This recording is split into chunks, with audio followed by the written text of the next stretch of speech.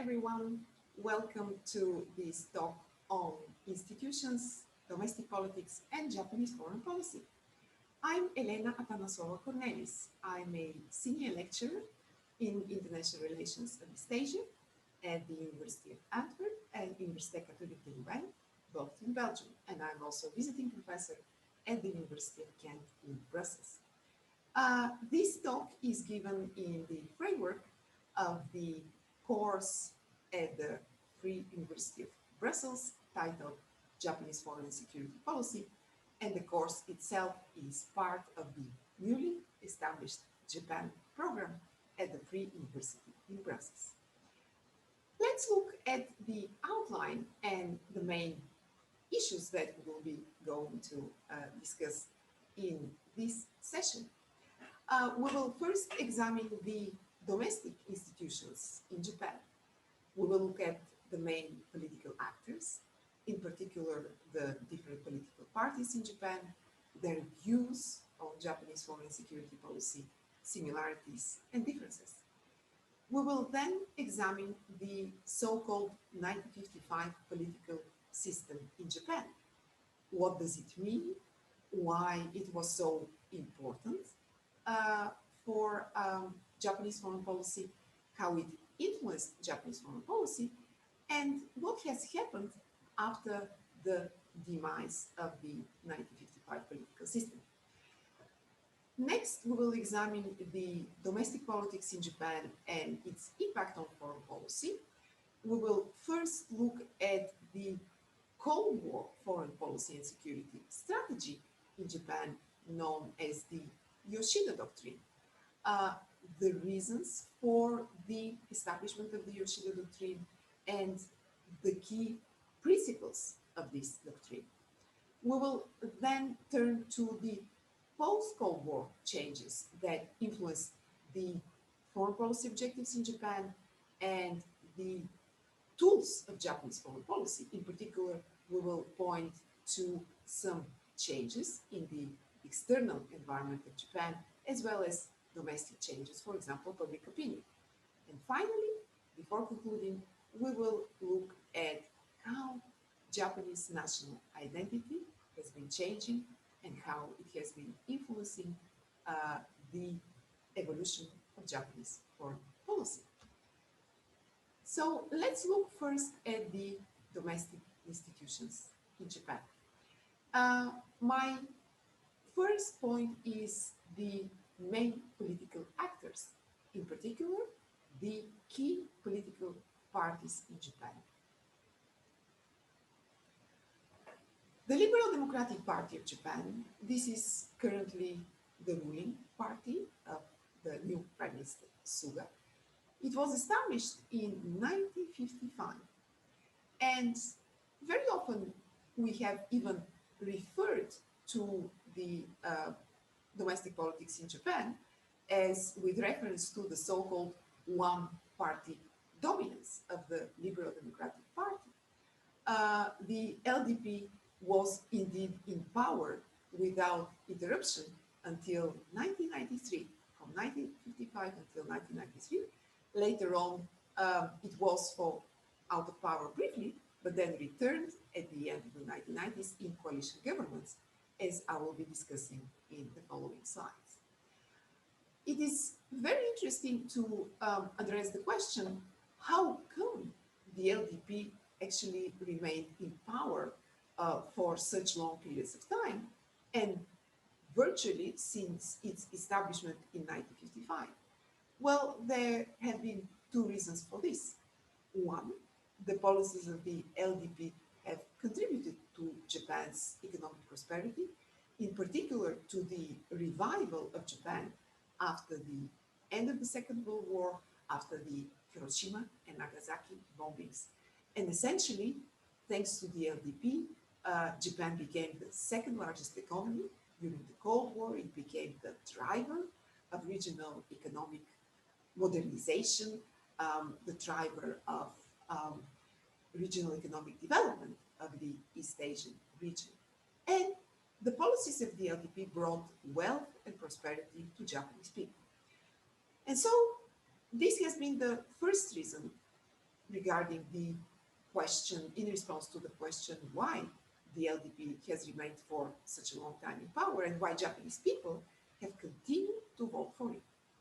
The second important reason is that in Japan there has been no significant or strong opposition, in particular since the 1990s, to put the LDP out of power. And I will discuss this point about the presence of a weak opposition or lack of a solid opposition a little bit later in my presentation. The LDP is essentially a conservative party. Most members of the LDP have been supporting an active foreign and security policy for Japan. Japan has the so-called self-defense forces. This is essentially Japan's armed forces. And the LDP has been the strongest supporter of the gradual expansion of the role of the self-defense forces, in particular beyond the territory of Japan. Finally, one important aspect of the LDP's views on foreign security policy is the strong support within the party of Article 9 revision of what is known as Japan's peace clause, that I will also discuss a little bit later in my presentation. The left in Japan was, during the Cold War, represented by the Socialists, the Japan Socialist Party. It was a strong opposition during the Cold War. The Socialists essentially were able to put brakes on the LDP's security ambitions. However, ideologically, the Socialists gradually declined at the end of the Cold War and were no longer their ideas and principles appealing to the Japanese people from the 1990s. With the demise of the left, represented by the Japan Socialist Party, Japan also saw domestically the end of the left-right divide on security policy. During the Cold War, the right was represented by the LDP, the left was represented by Japan Socialist Party. However, since the 1990s, we have a new opposition in Japan, which replaced the socialists, and that was the Democratic Party of Japan, established in the mid-1990s. The Democratic Party of Japan included members both from the left wing of the Japan's political spectrum and the right wing, former members of the LDP. And this combination and inclusion of both members of the Socialist and the LDP made it very difficult for the Democratic Party of Japan to promote and to come up with a unified or coherent vision on Japanese foreign and security policy. There have been numerous internal divisions, disagreements, and realignments. The party was dissolved, it changed in real life, starting from the 2016, and now exists under some members have formed another party under a different name. Importantly, the Democratic Party of Japan, before it dissolved in 2016, it had significantly overlapping views with the LDP on foreign policy. For example, they agreed that there was a need for the expansion of the role of the self-defense forces.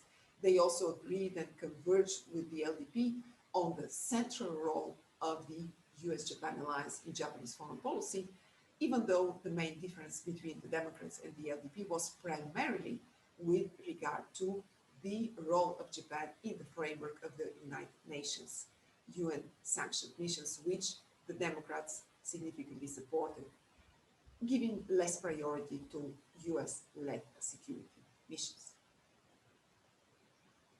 Another important party which we should give significant attention is known as the Komeito. This is the only party in Japan which is affiliated with the religious organization, the Buddhist organization. It is moderate conservative party. It has been in coalition with the LDP since 1999, and together, Cometo and LDP have participated and jointly participated in elections since the end of the 1990s.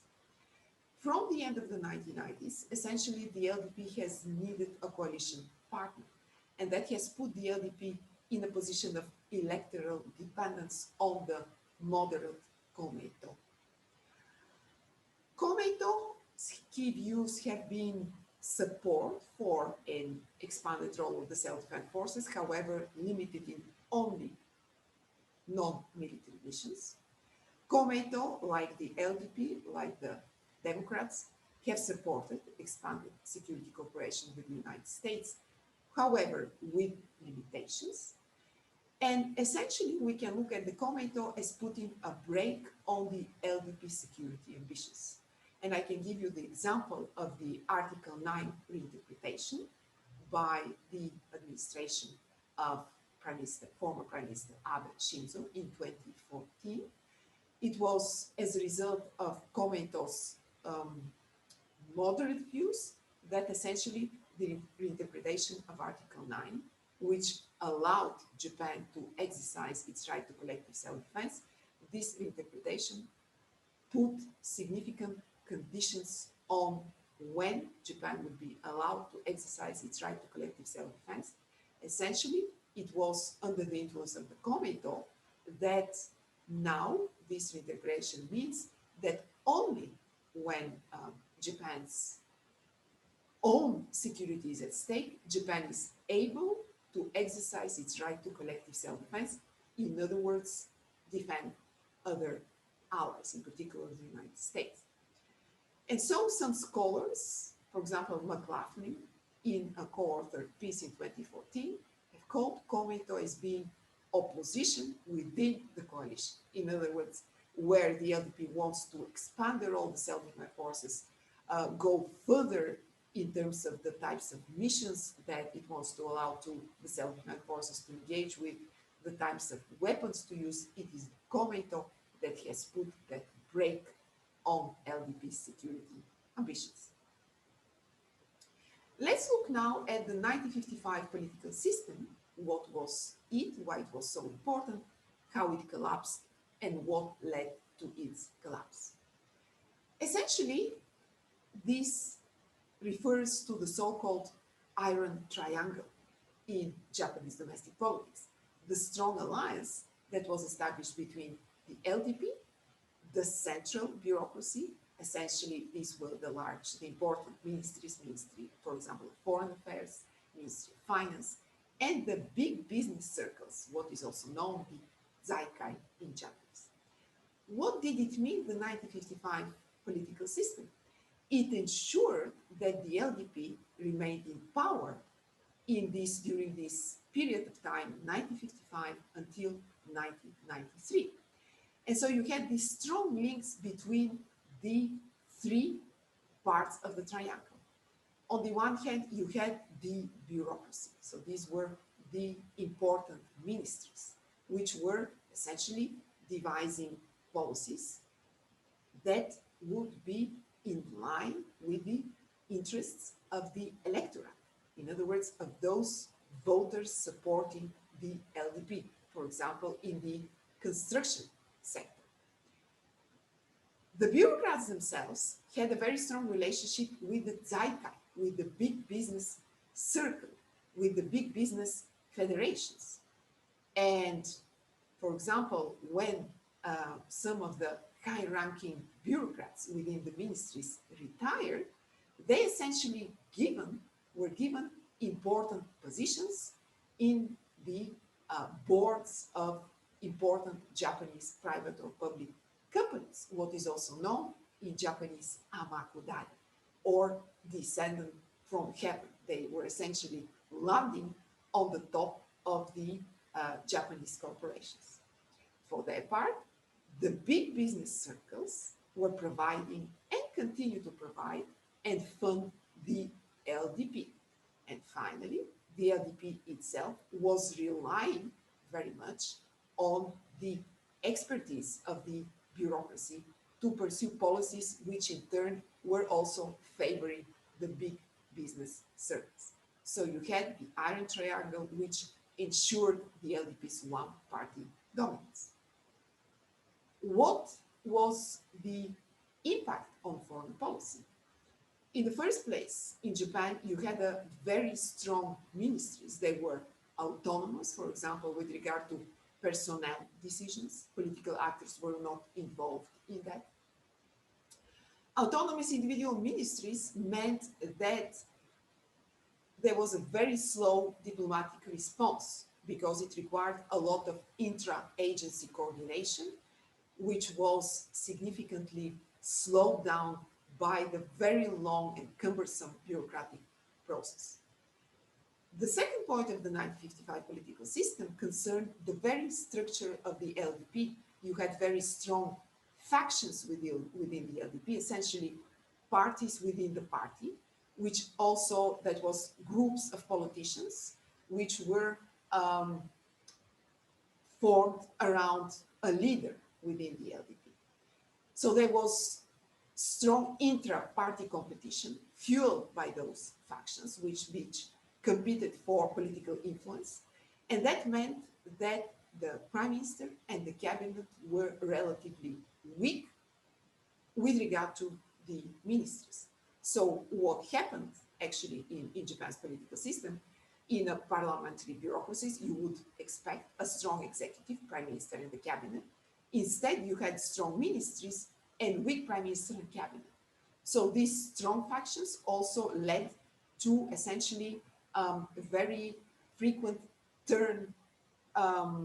turnaround of prime ministers and cabinets. You had actually ministers which stayed for a very short period of time in office. And of course, they were not able to essentially put their stamp on Japan's policies, in particular in the area of foreign and security policy. Essentially, Japan's foreign policy was a sort of dictated by strong ministers. Finally, the socialists, they, even though they were not able to displace the LDP and to form a government during the Cold War, they were essentially the guardian of pacifism manifested in Japan's Article 9, which I will discuss in a minute. Socialists formed a barrier to a more active foreign policy, and essentially they opposed any attempts by the LDP to expand Japan's security role, in particular during the Cold War and until the end of the 80s. What happened in the 1990s and the reforms essentially in recent years, also under Prime Minister Abe, is there was an administrative reform since the 1990s, which focused on centralization in foreign policy decision-making under the Prime Minister and the Cabinet, so that top-down leadership would be reinforced. And, as I have mentioned earlier, we had in Japan, as a result of that 1955 political system, very strong ministries with cabinet. So there was essentially bottom-up leadership. So the objective of the administrative reforms was to strengthen and centralize decision-making in the cabinet and the prime minister. Another important aspect of the domestic reforms was the increase in the number of political appointees in the ministries and the growing political control over bureaucratic personnel decisions, in particular with regard to national security policy. It meant that, for example, during the term of former Prime Minister Abe, who was in office during his second term from 2012 until 2020, there was growing political involvement, and even by Prime Minister, in decisions concerning senior positions within the bureaucratic institutions. And finally, what was established during the administration of Prime Minister Abe was a National Security Council, a new institution in 2013, which was tasked with advising the Prime Minister on key issues related to national security. The objective was to strengthen the Prime Minister's office and the cabinet relative to Japan's bureaucracy to increase intra-agency coordination and to ensure a swift response in case of, for example, national security emergencies or contingencies. That National Security Council was supported by and has been supported by a National Security Secretariat, which was established in 2014. The Secretariat essentially has taken that leading role in coordinating with different agencies with the objective of swift political response with regard to national security policy. And finally, why and how the 1955 political system collapsed. There was in the first place the Gulf War in the early 1990s. As a result of the Gulf War, Japan was strongly criticized, in particular by the United States, that Japan was not able, for example, to deploy self-defense forces during that conflict, even though Japan paid and contributed to the Gulf War in terms of financial means. It paid for approximately 10% of the cost related to the war were covered by Japan. Internationally, Japan's response was not appreciated. In particular, Japan was criticized by the United States, by its ally, that Japan was not able to send troops to support the United States. So that sent shockwaves in Japan, shocked Tokyo decision makers. The second in the 1990s was the collapse of the economic bubble and economic difficulties in which Japan found itself, and also the LDP split in the early 1990s. So for the first time, it was in 1993 that an anti-LDP coalition government was formed. The LDP was also out of power later in the 2000s, from 2009 until 2012. And finally, from the end of the 1990s, LDP, when it returned to power, it started to form coalition governments with Komeito, which was also indicating that the 1955 political system was unraveling, and there was a new norm established in Japanese domestic politics and decision-making, the norm of coalition governments, which remains until the present day.